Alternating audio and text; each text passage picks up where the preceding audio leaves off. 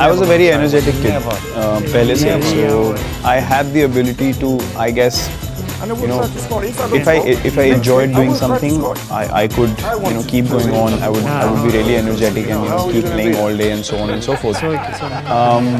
So I had that in me. So Chris, man, we're in this wicked studio. I love it, man. Natural you know what we're going to do? I've seen these things. I probably didn't have the drive or the vision, the focus to channelize that energy. I'll just bang it. Or you bang it. Obviously, when your habits are not great, let's start then, man. When you're young, you're not that disciplined. You're partying. You're not taking care of your rest. Going there, huge you have a few drinks as well. Your system's not responding the way it should be for a sportsman. And I think it has to be a thing that comes from within. It can't be taught to you. It can't be explained from the outside. So luckily that thing came to me itself, that you need to get your act right if you want to be a successful international cricketer. Because if you continue like this, you're just going to be one player who played for a few years and then disappeared because he wasn't disciplined enough or didn't maximize his potential. So I thought, okay, I love batting. And I'm working hard at cricket, but how can I improve? How can I get better? What can I add to my game? And then the whole fitness thing, struck me, and it came to me. And actually, I'm grateful for the fact that the game also moved simultaneously. So I started working on myself in 2012, midway after the IPL. About 2013 is the time that I became too lean. 2014 I continued like that. Then 2015 onwards, Mr. Shankar Basu was the Indian team trainer and worked in RCB as well. He introduced me to Olympic lifting and speed strength and power endurance and these kind of things. I had never experienced that before. And because I trusted him, he worked with me for 8 years. He said, trust me, just give this a go and you will see wonders happening with your body. I said, okay, I trusted him. I did this for 3 weeks and my body just responded in a way that I never felt like myself ever again, like the slower self. I felt like someone had just put high octane fuel in my body and I was just flying.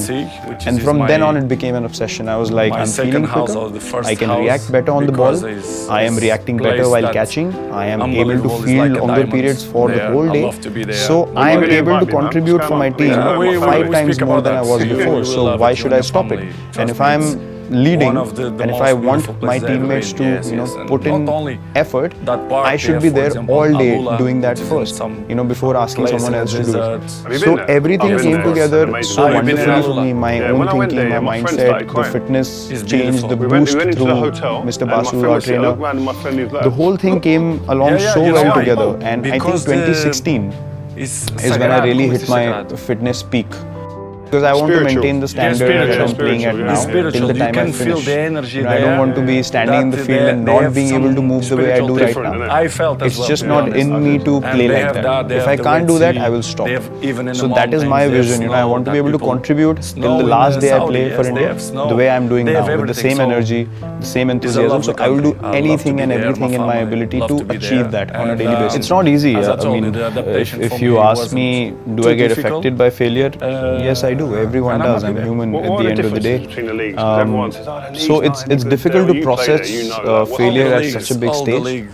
But also you have to understand that I totally believe in the fact that what's meant to be for you will happen. We play a sport where we feel like we are involved every ball and you are responsible to make something happen.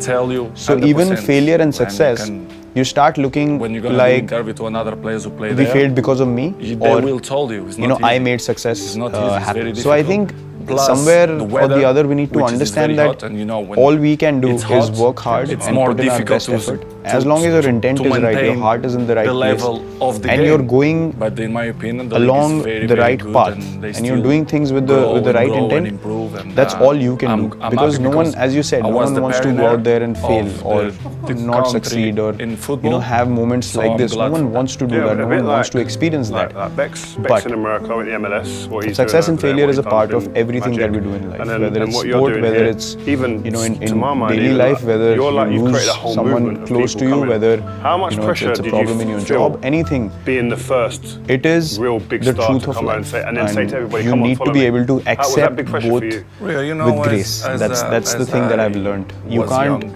go gung-ho when you succeed. You can't say, oh, I'm the king of the world, or we are invincible now, and when you fail, you can't beat yourself down so much that you can't get up again. So I think you need to feel the hurt. You need to feel where could I have done things differently.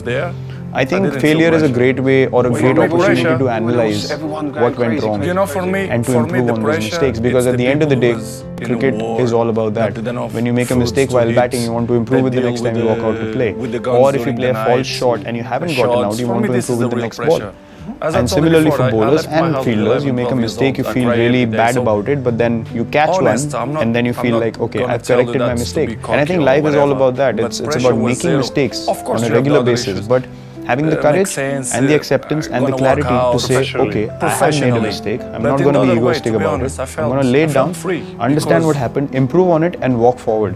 Because as you said, people say things, people attack you. If you start focusing on that, you cannot progress, because those are opinions. Those are things that are happening on the outside. You know what opinion you hold, you know the intent you played in, and you need to be true to that. So the biggest challenge I felt was being true to your own beliefs. If you focus on things which are only based on success and numbers and results, I don't think you enjoy the process. And we as a team, we play so well because we enjoy the process. We enjoy being in difficult situations and coming out on top. Basically what we are doing on a daily basis is competing with ourselves. How good can we be when we are put under pressure? It's not about coming up against someone or trying to prove someone else wrong. It's about bringing our own standard of cricket higher and higher on a daily basis and setting examples, the right examples for the next generation to take over whenever that happens. I don't know how to explain it. I mean, leaving your I just hate losing. For any young people that are watching, how difficult is that? And how basically, do you deal with that? I hate losing in anything. That is how a sportsman is made up. That is the makeup of any sportsman competing at the highest level. So that's a given. No one is fine with losing or fine with failing. You accept it, you process it. That's different.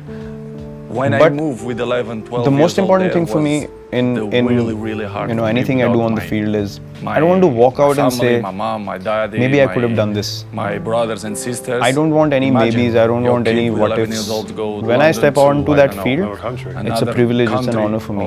And when I walk out, I want to have zero energy left, because that is what I'm supposed to do.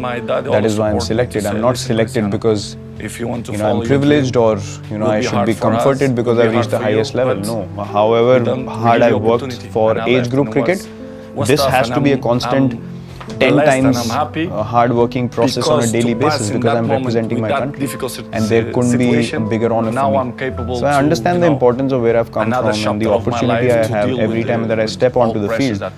I don't want to leave any stone unturned. Like, it's hey, listen, this go to Euro 24. I hate having the feeling of maybe I could have gone for that catch. Maybe I could have pushed an extra yard for an extra run.